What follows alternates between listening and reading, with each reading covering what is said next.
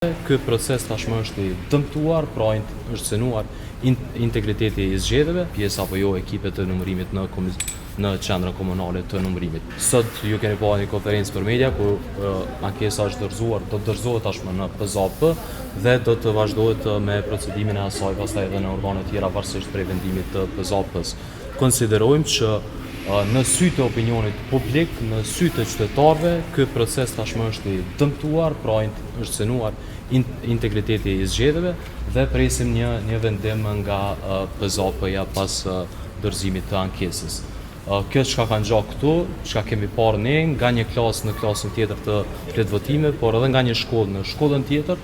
e lëndon tërësisht procesin e votimit këtu në komunën e Mitrovicës. Ne zyrtarisht ende nuk e kemi pranuar atë